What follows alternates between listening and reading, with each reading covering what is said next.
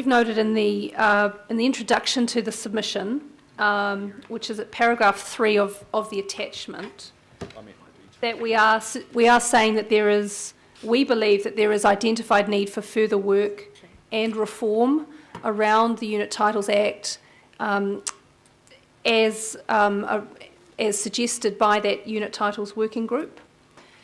So we've suggested we can at least put that in a paragraph if you want that strengthened more. But we don't believe in terms of the scope. It's quite operational, this one. It's clearly not the big reform, and so we think that's an appropriate level of response. So given some of the concerns that were raised by that working group that was convened by the honourable member, do you know how that work stream is going to be carried forward? No, I don't. I'm not sure. I don't think any of us do. No. Okay. If we don't know, I'm happy to take that offline though and ask the department, the relevant department. Yep. I think there might be a place to if we don't know how the government might be progressing that working group work, then I think it's upon us to maybe strengthen our reference to that work, the body corporate work that was addressed in that working group. Yep. I think I personally, members, would like to see a bit of strengthening in that regard. So just broadly, body corporate, there are deficiencies, there's a lack of a register, and it is a barrier to owning multi-unit developments, or units in multi-unit developments. So thank you. Are there any other comment on this particular item? It's moved and seconded. All those in favour say aye. Aye. Contrary, no. Declare that carried. Go to 15 before lunch. And that's on the Auckland Housing Accord.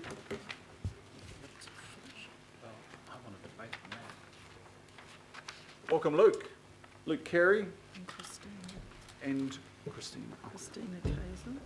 Christina Kaiser. And Rob. Rob, you'll just have to be Rob. And Luke, are you leading? Yes, thank you, Mr. Chair.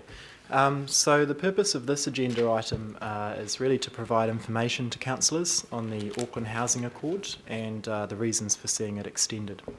I'll also briefly cover a little bit of the background to the Accord and its recent developments.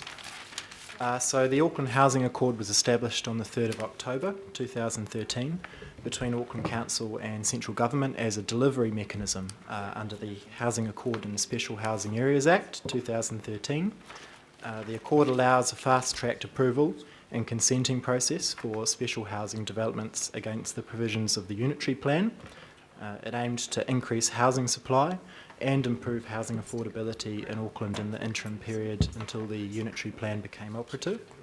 And the original Accord was set to come to an end on the 30th of September this year, 3 years from notification of the Unitary Plan. But it was subsequently amended by the Joint Housing Steering Group, which comprises the Mayor, Deputy Mayor, Minister for Building and Housing and his Associate Minister, to extend the termination date to the 31st of December this year. So further information on the background to the Accord has been provided in a memo circulated to councillors and attached to this report. The intention behind this proposed extension is to allow a small number of remaining special housing areas more time to complete their plan variations and qualifying developments. It is just to enable special housing areas, existing active special housing areas, to proceed, not to enable any new ones or re-establish any old ones that have now become disestablished. The Joint Housing Steering Group has agreed upon an extension date of the 22nd of May 2017, which allows a full 12 months for special housing areas in the remaining tranches, which is tranches 8, 9 and 10, to complete their plan variations and qualifying developments. The tranche 10 disestablishment date is the 19th of May 2017, and the Office of the Minister of Building and Housing sent through to the Mayor's office last week the wording for the amendment, which you will find attached to this report. Thank you. Thank you, Luke. Well presented. I will firstly go to the Mayor. Yeah, thank you very much, Mr. Chairman. Look, I think it's a straightforward recommendation to follow. This is to allow things still in the pipeline to go through. I'll be having a meeting with the Minister of Housing and Construction tomorrow. I know he is interested in further extending special housing areas. We'll have a constructive discussion around that. But the problem that I'll be raising with him is the same problem that I mentioned in the introductory comments. We've been able to consent 37,000 dwelling sites or dwellings, but we've only built 1,700. And officials have indicated to me, well, maybe it's a little bit early to know whether there'll be a whole lot more that might come through in the next year, but it's quite clear to me that having the fast-tracked building consent process by itself isn't the major factor in addressing the crisis that we have in shortage of housing. So my intention will be with the Minister tomorrow to discuss wide-ranging things that may stand in the way of the level of building that we need, and that will include the ability to provide infrastructure to enable the consented properties to become properties in which building starts to take place. But when I read back over the other areas of joint action in the original Housing Accord, building materials, skills and training, exploring options for infrastructure, compliance costs, online building consents, there are wider issues, even in the Accord we can discuss. And we need to discuss the matter that you raised, Mr. Chairman, in your introductory comments, that when Council decided not to have an inclusive policy for affordable housing under the Unitary Housing Plan, we automatically created a disincentive for people to continue with their plans under the special housing areas. So that may have been an unintended consequence, an unsought consequence, but that has happened. And we need to address that particular factor as well. So I'm asking for Council support for this recommendation to deal with the pipeline issues, but I'll report back to Council on the nature of the discussions that I'll be having with the Minister, because we need to do a whole lot more than simply extend the Housing Accord in the special housing areas if we're to get on top of the problem, in my opinion. Yeah.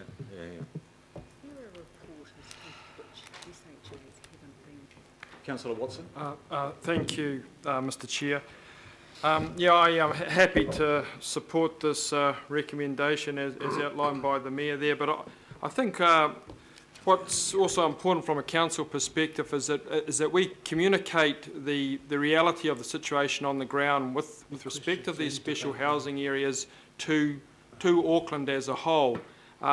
During the election campaign, certainly in the ward I represent, the council was copping more than its fair share of flack for its inability to address the housing crisis. In fact, it went beyond that.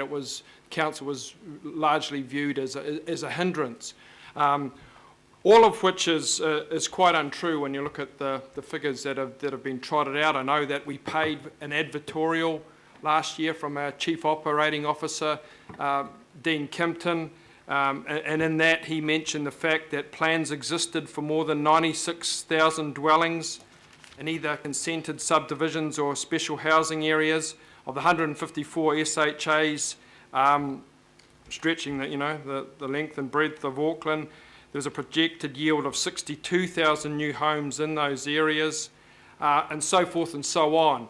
So Council was clearly done its bit in terms of making the land theoretically available anyway to be built on.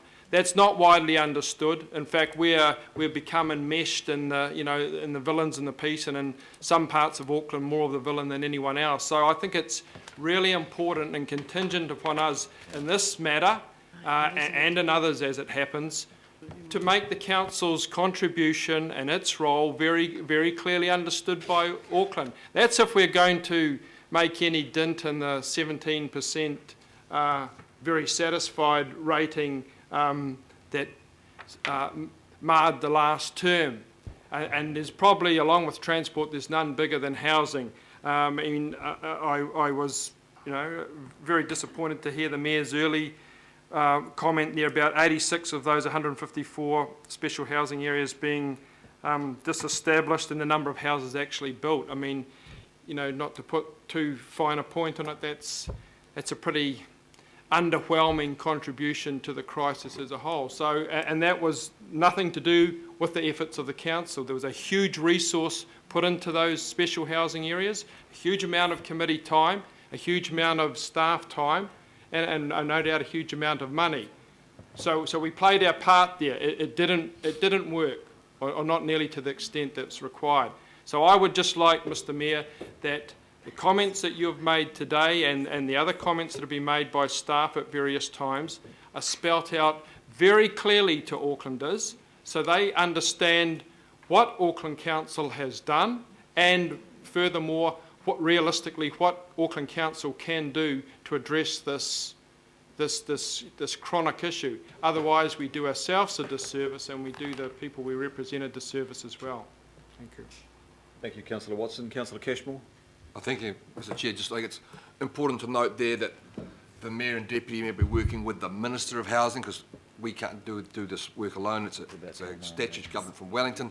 The other thing is this is not a debate about special housing areas per se. It's a debate about extending the provisions for a short period of time to allow the remaining on some of the late and last couple of tranches of the Housing Accord to be finished up with their DCs and their plans. So that's the issue. The discussion about the future of the special housing areas for this city, bearing in mind the unitary plan, it's probably already catered for that more than adequately, is for another time. Thank you, Deputy Mayor. If I can just let members know that I've asked staff to convene a workshop pre-Christmas so that we can get our heads around the status of SHAs. You would have read the memo that was sent out on the 22nd, which is attached to the agenda as an addendum for information, and I referred in my introductory points under item 9. I probably have covered the SHA issue enough, but I am also similarly concerned about the so-called disestablishment category and what that means, what the implications are, and I think it has serious implications for the inclusionary zoning. But we will discuss all of that in a workshop pre-Christmas because I think we all need to come up to pace with the status of SHAs in far deeper detail and comprehend that. So that's on our agenda for our workshop members. So as the Deputy Mayor has pointed out, this item is really about the motion that's before us, even though it is supported by that detail. So I'll now go to Councillor Casey. So I'm going to move. Sorry, just before I will move the A. Do I have a second? Yep. Thank you, Deputy Mayor Cashmore and Councillor Casey. Thank you, Mr. Chairman. It would be remiss of me, now that we have a new mayor and 5 new council members here, not to mention the issue of Oruarangi Road, which is a special housing area in Mangere. And it's our own standing rock. If you haven't visited, you will find a tent city there on council land, outside of the perimeter of the Fletcher fence for the special housing area. And it's just to say to the Mayor that that issue might not be in the papers right now, but it is not going away. It's a special housing area that we approved way back in tranche 3. It was a mistake made by this council that has not been rectified, and when the World Heritage status comes up for O2 Stonefields... Just going to stop you there, please. Yeah. So this is... The comments that you're making are not relevant to the motion before us. And I appreciate your concern over that, Councillor Casey, that particular SHA. It is one SHA out of 154, recognise that, but it is really not an area for debate on this particular motion. We can happily explore the status of that single SHA at the workshop that is coming up. I think that is the place. Which is behind closed doors, and this is in public. So I'm publicly giving notice to the Mayor, who's seeing the Housing Minister tomorrow to raise the issue. Come to order. The record of all our workshops will be attached to the next agenda of the next business meeting, and they will be made public. And if those minutes do not reflect your comments, please come back to me. Everything will be as transparent as we can possibly make it through the next 3 years. Councillor Casey, do you wish to continue on another matter or speaking to the motion that's before us? No, I'm done, thank you. Okay, thank you very much. Councillor Filipaina. Thank you, Chair. I'm assuming that we're doing questions as well as debate. Questions, thank you. Okay, questions. Firstly, you mentioned the 19th of March and the accord through here is through to the 22nd. So was your comment on about the 19th of March based on having all the SHAs completed by then?